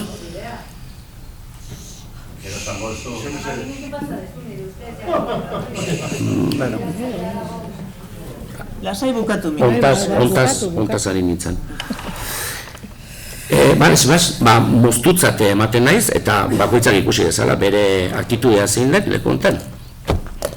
Baina bukatu esaten nahi zina, Bai, eske, egiara deskonzentratu egiten duela, zerbait esaten ari zarenean. Kontua da niretzako, azpiegitura hauek beste izaera desberdin bat dutela, eta sozialki beste eztabaida bat behar dugula. Horregatik, egia da, handiak dira, eta inpaktuak dituzte. Niretzako, kontua ez da horren beste hori jakitea da, edo horren jakitun izatea, jakitun bagara guztiok. Kontua da inpaktu hori eragiten duzula, eta azpiegitura horiek ezpaituz egiten eragingo duzula, eta inkluso bastante handiagoak. Orduan, oreka kontu bat da, egingo duzuna eta behar duzunaren artekoa. Besterik gabe, usten dut ze. Azteko, eragina duen ikunetan. Esan dut, lege hori justifikatzeko moduak erakutsi zuela, nola gailendu daiteken tokiko legedia bermatzeko eskumena. Tapia legeak egintuena zen, nolabait tokian tokiko plangintzarako eta lurralde antolaketarako legedia gainditu interes orokorreko proiektuen izenean, eskumen hori tokikotik gorako administrazioi utzita. Hori da Europak egin duena. Hemen, hau dana, despilega bideratzeko oztoporik handiena naturaren babeserako legedia zen, eta hori gainditzeko erabilidan justu argudioa hauxe izan da. Interes orokorra energia ekoizteko, onartzetzaiona, edozein kasuntan estaturik eta Europari. Logika da berdinenik ez dut esan Tapia legeak honetan zerikusi duenik. Eta horretik nire hitzaldia eskubide terminotan planteatu den, ze natur ondarea kontserbatzeko ere eskubidea da. Bizitzarentzat baldintzak bermatzea, nik esango nuke eskubidea ez ezik obligazioa dela. Gaurko gizaldiarentzat. Orduan, hor talka bada, guk gaur daukagun bizimaila mantentzeko, eskubidea daukagu lurraldea nahiera guztiatzeko, edo bermatu behar dugu hurrengo belaunaldi batzuk, bizi baldintza batzun baitan, guk zikira ezagutu dugun biodibertsitate hortaz gozatzea. Hortalka bada, eta horregatik planteatueten bezalan ere hitzaldea. Esan Tapia legea zer ikusi duenik. Next Generation funtsa, segurazko menesti ez da ebili, sekulako borroka planteatzen ari garelako proiektu guzti hau danan kontra. Inok ez du nahi hau, debagoienan ere ez. Eta posik egongo dira, Aramaioko itxarraz proiektua Madrilen tramitatu dalako, Euskal Luze pasako zen lakuan tramitatu izan balitzurik. Ezesko gehienak handidatu zen. Lakuak ezesko bat emateko, izardia bota beharko dugu eta latz herrialde honetan eta hor gabiz, kasik posten proiektu batzuk Madrilen ari direlako tramitatzen da ez hemen horta iritsita gaude. Eta naturaren babeserako arlo askotan, tristea bada ere. Esaten duzunean hemen izapidetzeak eta noraz bideratzea nola ba, orantxe atera deu, idatzi bat, naturko bezala diraziz, nola aldundiak eskatuta ere ez duen informaziorik ematen. Eta hor da arazoa. Tramitazio hauek, izapidetze hauek, eundaka, milaka ez esateatik folio, herritar soilen eskura utzi dira. Besteak beste administrazioan dauzkagun alderdi politikoek ez dutelako erabaki, ze jarrera zehat hartu. EH Bildu udaletxen esku utzi du. Ze jarrera hartu proiektu hauen aurrean, eta aurkitzen gara udaletxe txiki batzukin, zeinetan bertako alkateak dauzkagun esaten nahizu, ate jokatu horrezek enpresa bat maletinakin, hau eskaintzen. Eta hori da panorama. Bai, horaxe, enpresa hauek datoz, enpresa hauek eurak esan da, Mesedez. Nei ala esan da, barkatu, nei eurek ala esan da gezurra espaidate esan. Orduan, herri txiki batzuta, lasai, gero ez da baidatuko deu, lasai, ez da eze pasatzen, espaia zuzen hitzeiten egin, takitenik kontatze deu, baina hori da gertatu zaiguna, eta abia puntura joango naiz. Azpeitian gertatu zen hori, Bienvenido Mr. Marshall remake hori, hortik hasi zen eretzat hau dana. Hor, udal batek nolabait multinazional batekin alako ekimen bat gizarteratu zuen, eta herritarrak horren aurrean, ze eskumen daukate. Multinazional batek planteatzen duen proiektu baten aurrean, esate bateako, txosten horien aurrean, ze eskumen gehatzen zaio herritarrari horri aurre egin nahi badio. Jabetaz itzen gabe, Karo, momentu hontan, egoera hontan topatu behar gizarte bezala. Geure ordezkari politikoak, batzuk oso alde dauden aski horregatik idatzi dute, beste batzuk, segun, zure alderdiak, udaletxe batzui, eurei utzi diete erabakiak hartzen ze jarrer hartu proiektu hauen aurrean. Hala esan digute guri, segun, eta karo, egoera hortan, gizarte zibila, ez gara hitz egiten, multinazionaletaz ari gara hitz egiten. 35 megabatioko proiektu baten fidantza 1,5 milioi da. Fiazpenala izan da, fiantza hori daukate jarrita, eskubide engantxea sarera. Karok, ahalmen hori daukaten enpresen aurrean dago gizarte zibila, guzti honi aurre egiten. Eta esaten duzu, zerbait egin beharko dugu, ez daukat zalantzai. Nik diagnostiko hori partekatzet, ikusten dudana da, maigenean daukagun planteamentu honek, ez duela gure energia beharra inola asetzen eta gaina aurrera begira oztopo are handiago bat planteatzen duela geure lurraldearen emankortasunaren kaltetan arituko garelako. Esaten duzu, errentagarritasuna enpresena.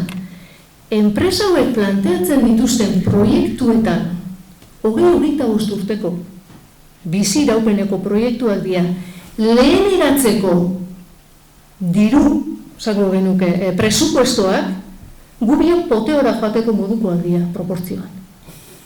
Eta horaz esate izute, eta irakurtze ditutelako eta oso mingarria zaitelako, proportzioan, hor bukaeran beti daukate atal bat, nola leheneratuko duten, azteko hori, ez dago esaterik, ze momentuz ez dago modurik, esate baterako, izterroka horien aizpa horiekin. Horiek ezin dira berziklatu, txikitzen eta matxakatzen ari dira eta ze berrera bilera eman pentsatzen, baina ez da teknologia dina, ez da Nafarroan jarri duten enpresa bat horretarako, ez da hau. Lekuri gehienetan lurperatzen ari dira.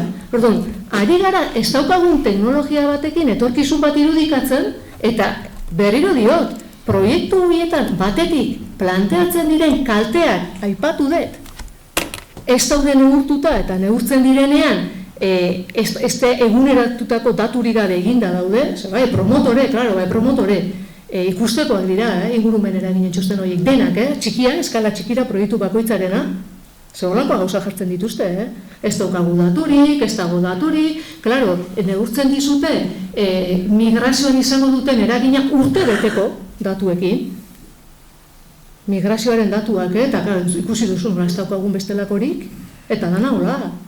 Eta beste guztia ere bai, eta ez da egia balio handiko lurtzorua babestuta daudenik. Oie babestuko dituzte udalek, eusten badiote euren hirigintza planari, bestela ez, ze zelbuetxe daitezke. Eta salbuespenak eskatzen ari dira horretarako. Tokiko gobernuek erabakitzen baldin badute euren hirigintza plan orokorrei serio eustea, babestuko dituzte, baina momentu honetan interes agrologiko handiko lurretan doaz pistak. Eta ez proiektu batean, batean baino gehiagotan. Horrela, are gehiago, paisaia bereziko eremuetatik pasatzen dira, horrela izendatuta dauden lekuetatik pasatzen dira, azpiegitura horiek pistak. Eta onartzen da. Lurraldearen babesa abia puntutik dago gutxietxita. Horretarako planteamentua etorri delako Europatik. Eta hori jaso da hemen. Eta nabarmena da intentzio hori. Orduan, hau geldiaraziko den, hasieratik tematzen bagara, eta hortarako ezinbestekoa da administrazioaren parte hartzea. Hori gabe, gizarte zibilak ez du lortuko, eta berriro diot inok ez du nahi. Eta alternatiba badago. Nere ustetan momentuz ez eskuratzeko eta autosubirautza iristeko eta olako ezer oso urruti gaude hortik. Baina oso urruti. Nahi baldin badugu lurralde hau oraindik bizigarria izatea eta atxekipen gutxieneko atxekipen bat geure lurrarikiko eukitzea, beste alako azpiegiturekin lehenabizeko galduko duguna gure identitatea, ze euskalo ze bihurtuko da hori dana, garatzen bada. horta iritsi nahi baldin badaukagu, ez dagoakagu beste erremediorik denbora irabazi baino, geure energia eta material kontsumoa gutxitzeko. Eta bitarte horretan pentsatu nola eraldatuko dugun gure industria, estadin izan, maila hortako kontsumoa duena eta gure bizimodu ere. Eta hori politika egitea. Norbaitek egin beharko du politika herri honetan, gure kultura, gure antolaketa soziala aldatzeko. Hori politika da, eta norbaitek egin behar du hori. Hau da, ezin dena da horrelako plangintza bat eduki eta bitarte horretan aritu gabonak dialako nik ez dakize bombila eta ez dakize gauza iten, kotxe elektrikoen alde nik ez dakize iten ze bestela gure industria gondua joko, beste hauek esaten aizu, teknologia militarra garatu behar dugula ze hori da datorren dirua, ezin nia frenu eta azelera gailua batera behin da berriro zapaldu jendea erotu gabe. Esaten ari baldin bagara gure metabolismo ekonomiko guztia aldatu behar dugula, esaten ari gara gure bizimodua aldatu behar dugula. Gure antolaketa soziala eta gure ekoizpen sare osoa. Eta horrek eskatzen du politika egitea, horrek eskatzen du ipar bat jartzea, gure gizartearentzat etorkizun bat irudikatzea, gure bizimoduarentzat, bagian kapital pilaketa ez dan beste helburu bat, finkatzea eta arian balioan jartzea gaur jartzen ditugun kontuak, esate baterako kulturari lotutakoak, edo kontsumo materialari lotuta ez daudenak, posible dalako, baina aldatu egin behar da. Ez dugu gure bizimodu aldatu gabe, ez da kakauntatik ateako. Eta hori baldin badakigu, bitartean zer geure ingurune guztia txikitu behar dugu. Eta zifrak, eski dimensioak haindia hundiak ez dula ez da merezi. 124-tik 130 ze alde dago. Termino hauetan ze alde dago, gutxen urrengoa da, esaten nahi gana da, inor ez dala ari kolektibizatzen gure garraioa. Ez da hola modurik, nire etxetik, nire lantokira, garraio publikoan joateko, eta hori Gipuzkoa osoko realitatea da. Ezin dugu bailara saldatu, garraio publikoan. Horda, zer da 124, gutxienekotara erizte esparea. Guk Euskal EAek daukan tamainarekin eukibarko genuke tranbia bat, herriz herri, bi norabidetan gelditu gabe da bilena elektrikoa, hori egin alda. Testio nik, Eskerrik asko. Eskertuko dizugu, galdera txanda egingo dugu, denbora jantzaiko nahi bazkar, beraz, besoa utzi balian. lagun, mesedez, bakoitzak aldera bat, baina bakoitzak bat, bestela ez dugu denborik izango da. Ilunako blokea egingo dugu, Mikel bat, zu bigarrena, eta Zuek ikusi erantzuten, esango geho. Nioke agian, ni uste, energiaren konsumoa gizarte eredu honetan, ez ikusi azken mendean, batzere irautzain duzarekin nola ziztu biziari gointzen, eta horre egoera horretan. Sistema honek nolabait ekarritu krisiak arlo askotan, sozialak, ekologikoak eta arlo desberdinetan. Uste, arlo ekologikoan, azken hamarkadetan egiten borroka guztietan eta auzi guztietan ekologiari loturikoak erantzunak ez dira bide bakarrekoak. Inoiz ez da izan arazo ekologikoa unibokoa. Egon da, herri mugimenduetatik, proposamenak gehiago gizarte eta ekonomiaren, eredu ekonomikoaren eraldaketa baten uz, herritaren protagonismoan eta autoorganizazioan onarrituta, olako eraldaketa ez baten eskaera, eta sistema den aldetik egon da beste agenda bat, beti. Gehiago, garapen teknologikoan, eta guzti horretan oinarritutakoa, nolabait gizarte harremanak eta ekonomikoak ez dituna funtsian aldatzen. Eta nik uste, arazo honekin aldaketa klimatikoa eta hori ere, baliabide energetikoen agortekaren aurrean, sistema bere estrategia landu du. Estrategia hori oinarritu da makroproiektu, hemen Europan batez ere, energia berrizarte makroproiektuetan. Nio bereziko dituzke. Momentu ekologistatik aldarrikapen historiko bat egon zen, gizarte eraldaketa eta idea horren barnean, gehiago energia berriztaraken erabilpen deszentralizatu bat, autonomia bat eman herritar eta komunitateei, guzti hori eskala txikiago batean, benetzeitu nahi zen, benetan beste gizarte eta ekonomia eredu baten testu munduan, horrentxe bukatzen den. Hauek egitutena hori aldatu, eta industriak eta bat garatu duten teknologia eredu hau, aerosorganioa galdu jaguna, bakimikera justifikatu dugu efizientzian izanean, nire ustez, parametro produktibisten izanean, garatu dira, impactu handiko eta berriro ere zentralizazio eta monopolioa bultzatzen duten teknologiak. Aerosol gailu bakotxa 6 milioi euro balio du, eta hori ezin autofinantziatu komunidade baten bidez. Naita ez, jodarrezu, enpresa multinazionalen gara hori egin dezaten. Gara, menpekotasun guzti hori persortzen du eta bat. Albertan kritika gogor bat egin nahi diot, eskerra bertzaleari, zentzu hortan Bilduri, nire ustez zuen garatu duzulako erabat, sistema kapitalistak norbait plantatzen duen eredua, hau, adir da, aldaketa legearen, aldaketa klimatikoaren legea, ez?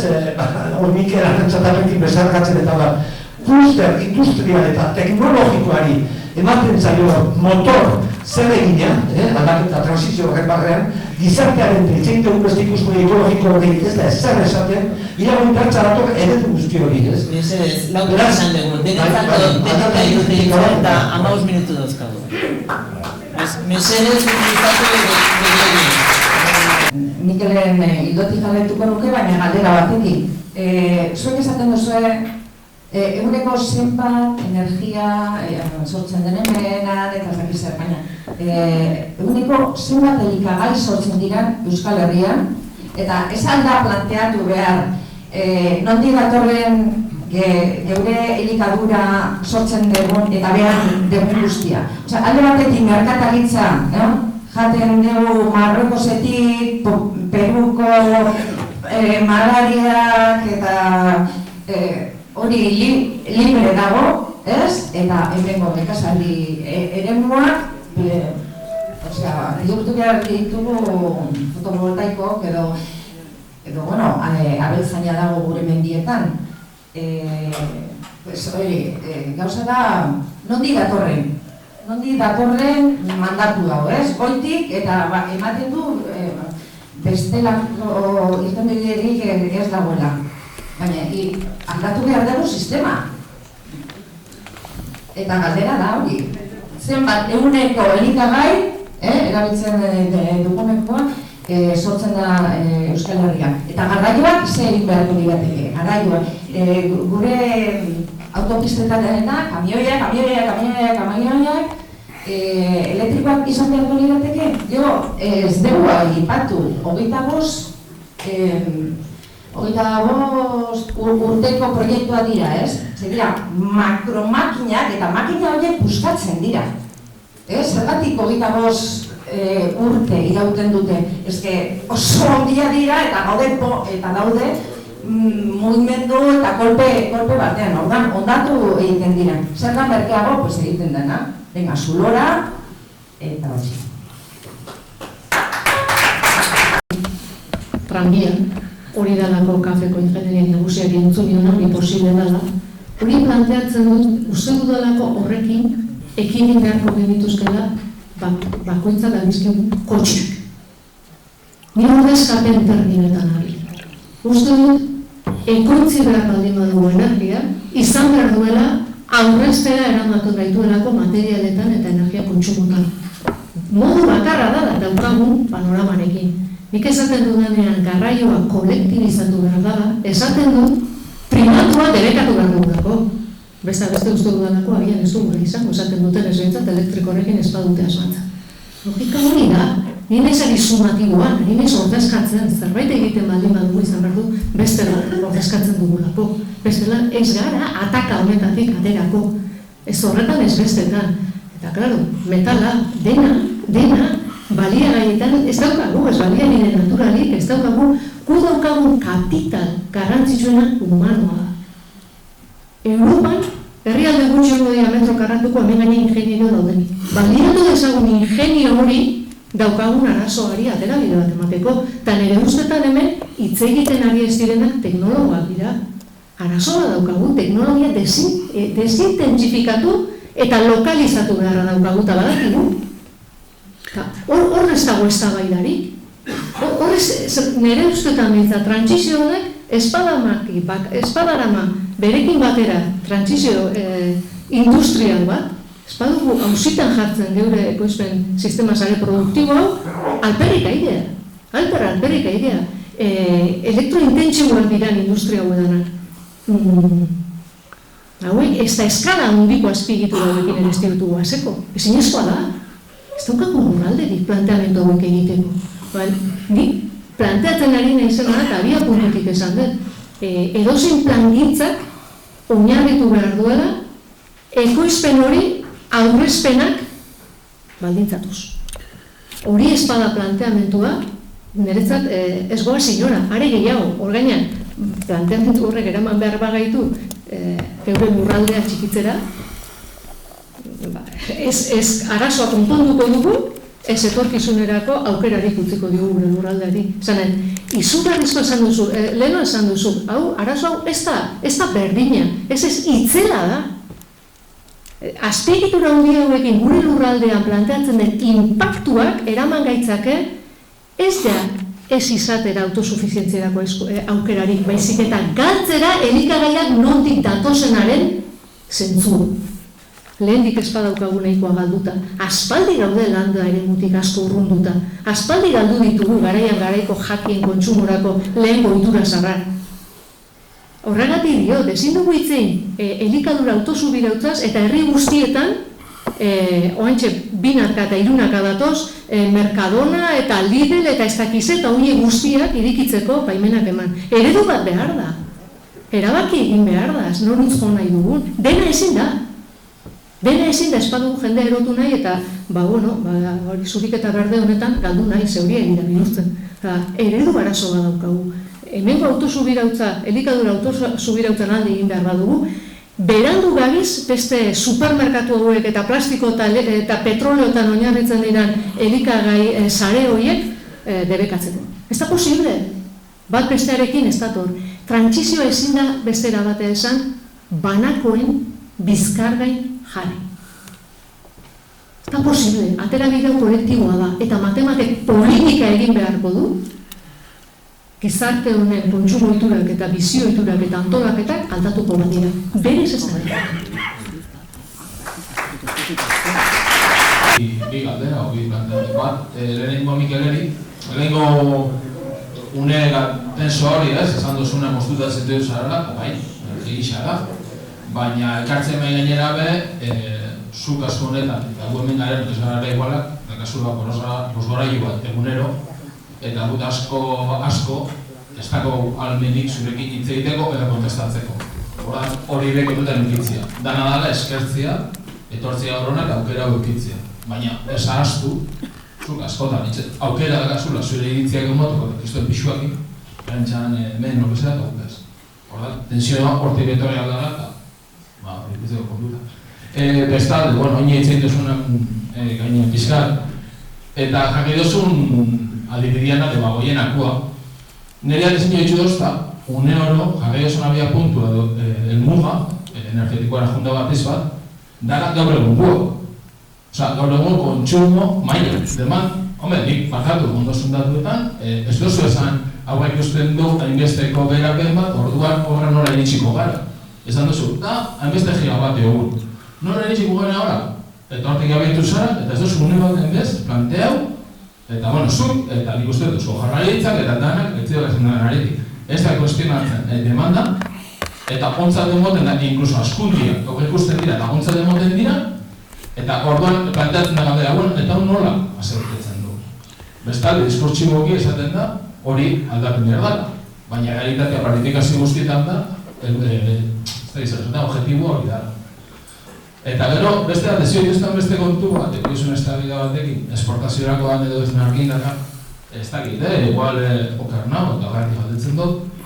Iruitxu jade ikustia, itzidaren grafiko baten, Nafarrako berriztagaren generazioa esan, neko liburu datama, elektrizitateana. Berriztagarria ez, elektrizidadea, zezatia hundi bat ez da berriztagarria, dator, elektrizidadea da, baina dator, ez da, ziklo kombinatuko. Hortik edo hori argitzea denean, hori bat imazan, nire gadea esan, beste inotu dut amara, ze pasatzen da. Baina aukar bana, buskitxo. Zer bat esan nahi dez, ustez ez dugula ondo ulertzen. Zeomiarekin daukagun arazoa da, milioika urtetan bizidunek lurtzoruan metatu zutena, guk 100 urte gutxitan, 150 urtetan, geure jarduera industrialekin nolabait aireratu dugu.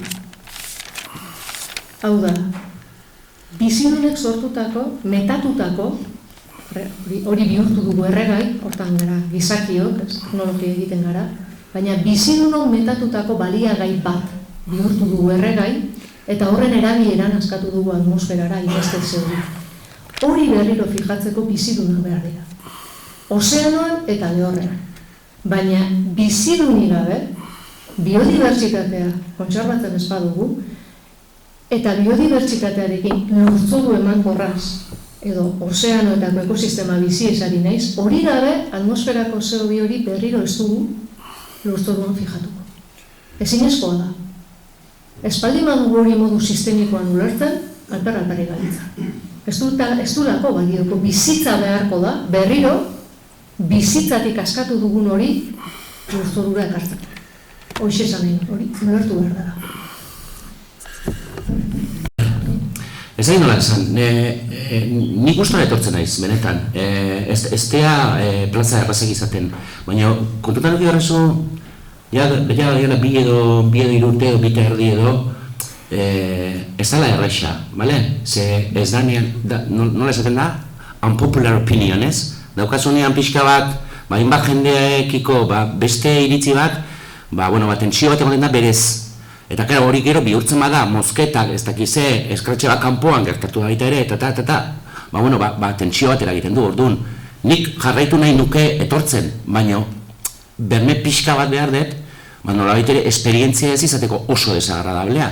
Ze bestela azkenean, esango dut, baina noa, tío, jazta, nik itzien behar dudan lekuan, bagakit beste bozgorailu batzu ditu dela, baina nik uste dut, gure posizioa eta eremu batzuetan harridura sortzen du neurrian baita ere, merezi dura azaltzea, baina beti ere, tentsio muga batekin, beti berez dagona, ez da? Gaur ondo, ez?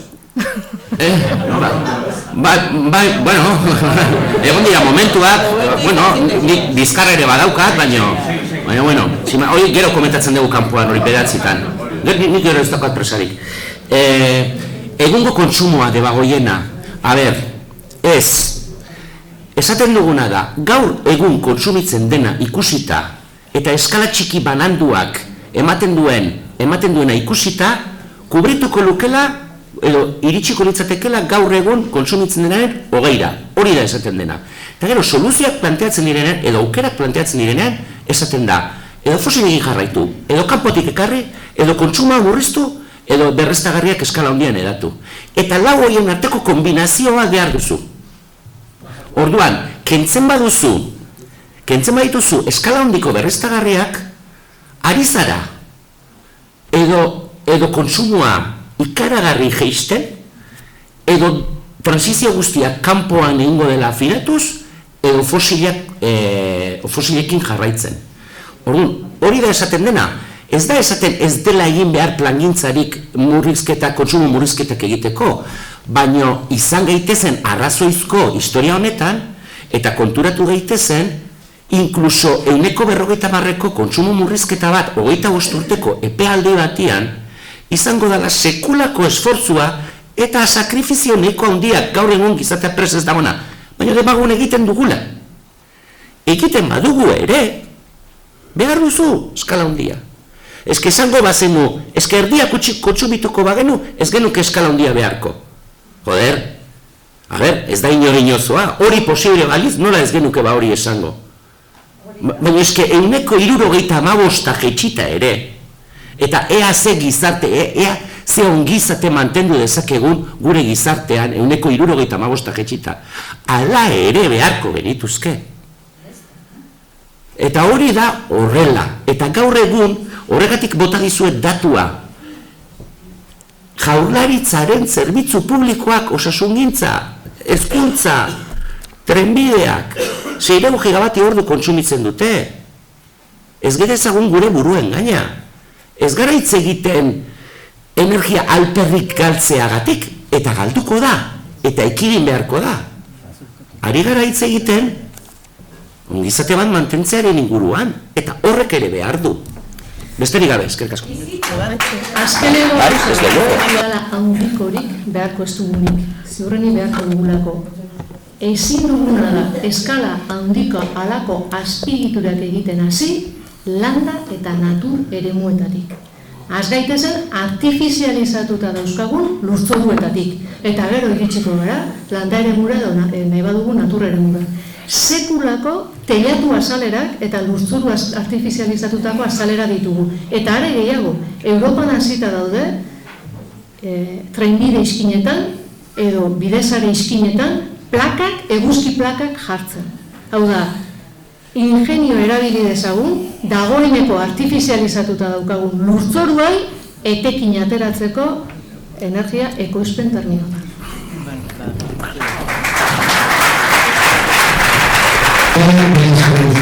Txintxo portatzea batek, jendia